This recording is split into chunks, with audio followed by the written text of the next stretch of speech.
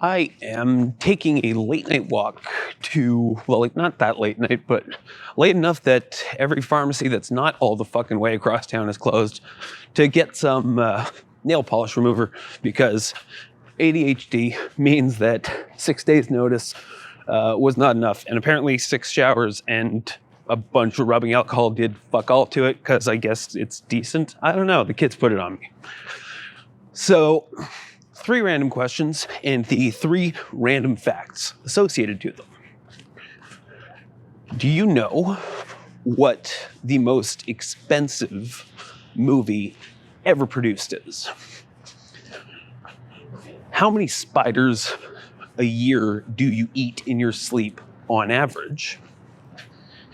And do you know the name of the host for Netflix's Patriot Act? So if you're like 80% of the people that I asked that first question to, what's the most expensive movie ever made? Then your answer was probably Avengers Endgame or Avengers Infinity War. But no, actually, it's Pirates of the Caribbean on Stranger Tides from 2011 at $379 million fucking dollars for that movie. An insane amount of money. Literally the most expensive movie ever made.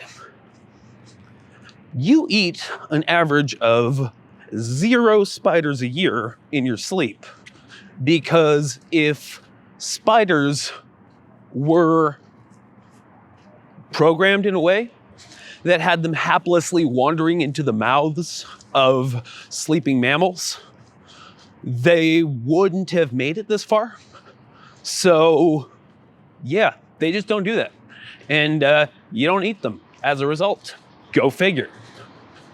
And Netflix's Patriot Act, I'm about to massacre his name, is hosted by Hasan Minhaj. There we go. Told you I'd fuck it up.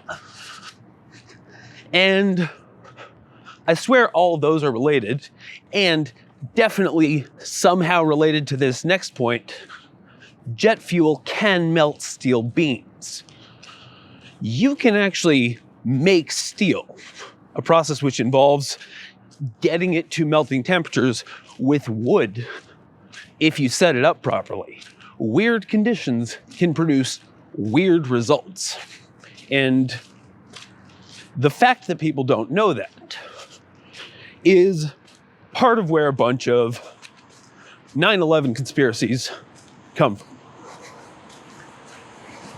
9/11 conspiracies, I don't see as being inherently like unintelligent or crazy.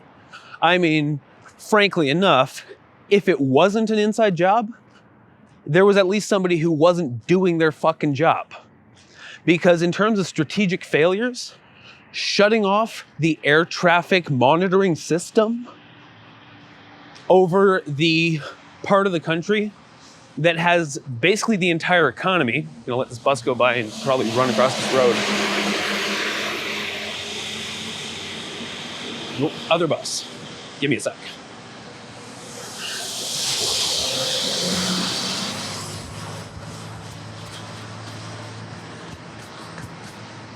Shutting off the air traffic monitoring system that's watching over the main economic corridor of your country, as well as all of the main offices, all the main headquarters for your military, as well as the personal residence of the commander-in-chief of that military, the president of the country, at the same time as the commander-in-chief of the entire armed forces is going to be completely unreachable for a little bit, is a massive strategic failure. So at a bare minimum, someone was not doing their fucking job properly. So if it wasn't an inside job, it was an inside fuck up. And you gotta admit, it's a pretty nasty coincidence that that shit happened on the same day as 9/11. Pretty bad. All that said, fuck does that have to do with any of what I just said? Well, Who did 9/11 if it wasn't an inside job? Osama bin Laden, of course. We know that Osama bin Laden did 9/11. Why? No, honestly, why? Because he never claimed responsibility for it. He always denied responsibility for it. Said it wasn't him. The closest that we've got to him saying that he did it was him saying that he might have inspired it. Stochastic terrorism. Not exactly planning and carrying out 9/11, but what other evidence do we have? Because we have to have more evidence, right? Everybody knows that we have more evidence. Kind of like everybody knows that thing about eating 7 spiders in your sleep just because they've heard it so much. It's been repeated so much that it's ingrained whether or not it's true. The only other piece of evidence that suggests that Osama bin Laden even had anything to do with 9/11 was a single tape translated by American forces that was found in a bombed out house in Jalalabad in November of 2011. That's it. That is the extent of the evidence. But you probably thought there was more than that, didn't you?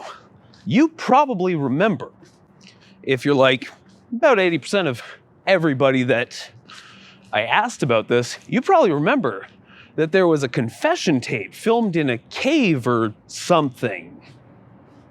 Right? Was there? That was the thing, wasn't it? No, it wasn't. That never happened. Afghanistan also had fuck all to do with 9/11. And I think it's a good time to mention that, given that Joe Biden just illegally extended the war in Afghanistan by an additional 4 months.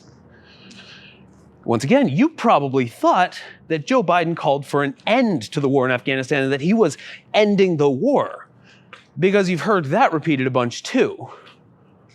But no, Trump signed that peace treaty for May 1st, a month ago.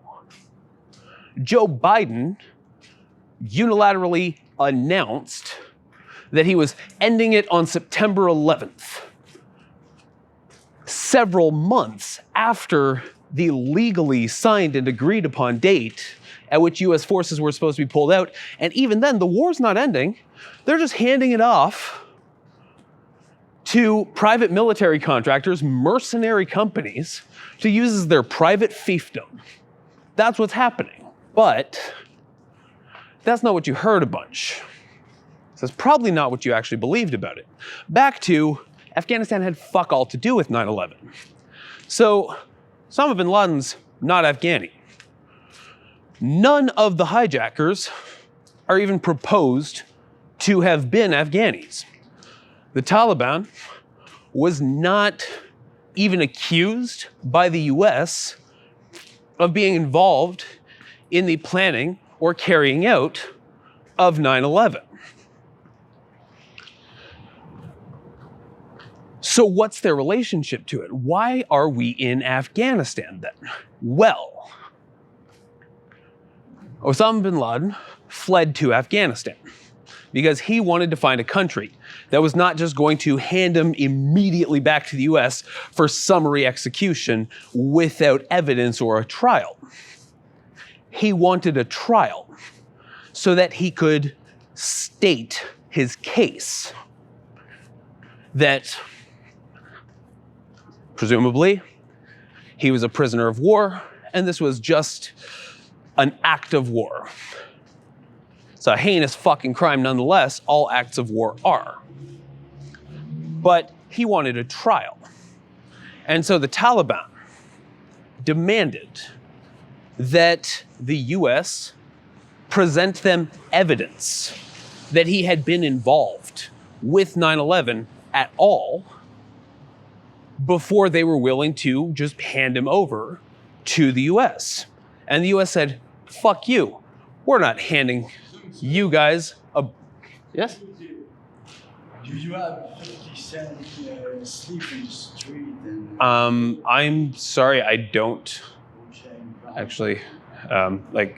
Literally, I would help if I could. If I ever see you again, ask me again though, because if ever I can, trust me, I will.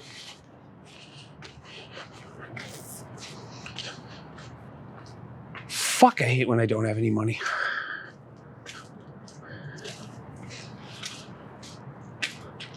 So yeah, the Taliban asked for any evidence that Osama bin Laden had even been involved with 9/11, and the US said, fuck you, we're not giving you that, give them to us. And the Taliban said, look, we can reach a compromise. We can hand him to a safe third country for trial there. At which point the US invaded. The US and NATO invaded Afghanistan specifically to deny Osama bin Laden the right to a fair trial with evidence in a court. That's why the invasion happened. But that's not the reason that you remember, or the reason you think, because that's not the thing that was repeated a whole fucking bunch. So what the hell does Hassan Minhaj have to do with this? Well, I asked a few people earlier if they could say his name. Hassan Minhaj. Not that hard, and I'm probably getting it wrong as well. And it's not so much about getting it wrong, it's about how people tend to get it wrong. So, of course, being a white North American English speaker, that's most of the people I asked. And it's the first name they got, Hassan. Minhaj. That's the one that causes people problems. But what's interesting about that is that Hassan does not follow standard English pronunciation rules, because both those A's are pronounced the same. And when you have a double vowel like that in English, they always get pronounced differently. Attack, banana, finite. Finite being a particularly interesting case, because if you look at the International Phonetic Alphabet, the pronunciation guide for that, both I's in the word finite are considered the same phoneme. Yet, we clearly pronounce them differently because that's just how it works in English. But Hassan, not a problem. Minhaj, that's where people have a problem. And that's the one that actually does follow pronunciation rules for English. Because INHA is a letter combination that we have in English that's pronounced the same way in the word inhabit. But everybody says Minhaj when they say the guy's name. But if anybody said inhabit or inhabitant, you'd find it weird that they just can't pronounce that word in English, wouldn't you? But that's that casualized, integrated racism that we've all kind of got. Where as soon as it's foreign, it becomes a different category of thing. And your brain just starts processing it as a different thing, starts examining it differently, starts treating it differently. So when I say that literally all that was asked for was presentation of any evidence that he had been involved, you probably find that ridiculous.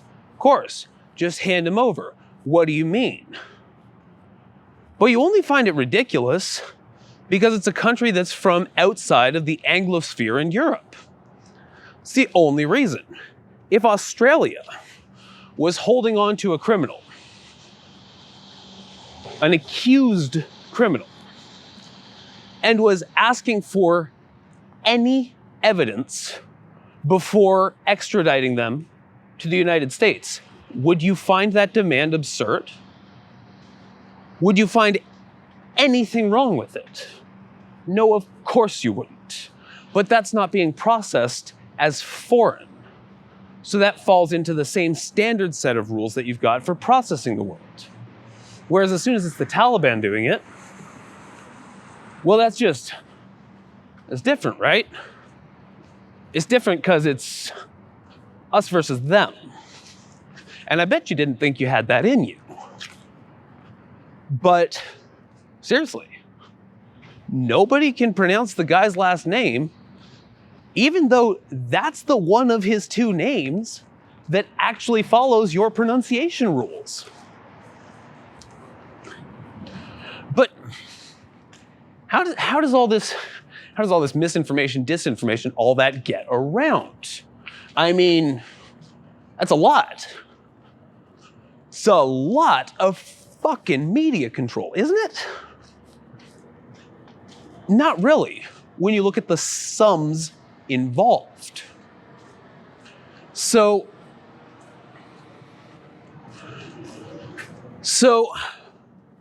Pirates of the Caribbean on Stranger Tides, the most expensive movie ever made, at $379 million.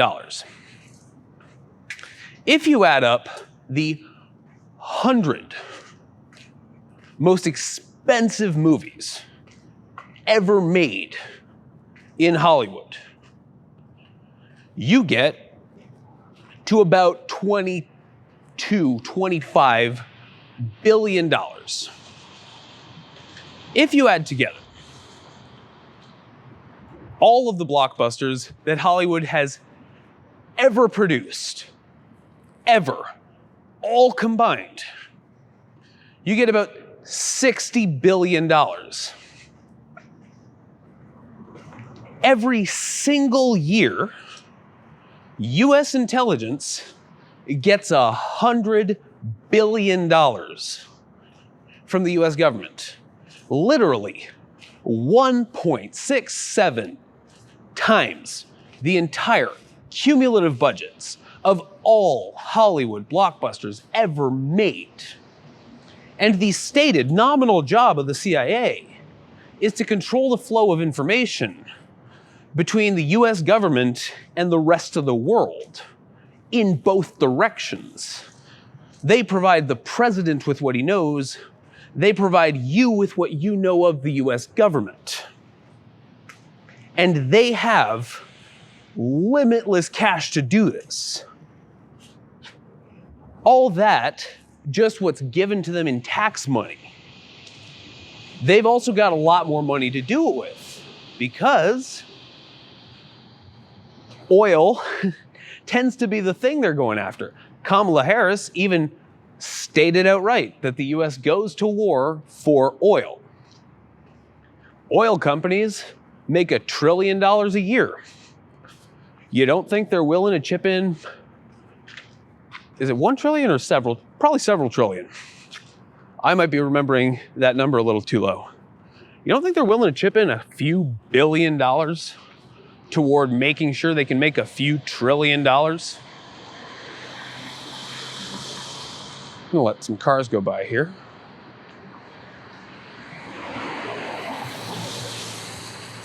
Of course they would. Of course they would. That might seem a little ruthless, right? Like, what, they're gonna finance a war? They're gonna finance a war disinformation campaign just to make profit? Dude, they're oil companies. They're literally incinerating the planet around you and choking fucking millions of kids a year to death with smog for that same money. If they're willing to pollute a few million children to death every year for money, you don't think they're willing to help the CIA fucking lie to you to start a war for that same pile of money? Like I said, it's an unbelievable pile of money. How much oversight do you think you even can have on an entity that's worth $100 billion a year whose entire thing is secrecy? Be realistic about it. Fuck all. in terms of oversight.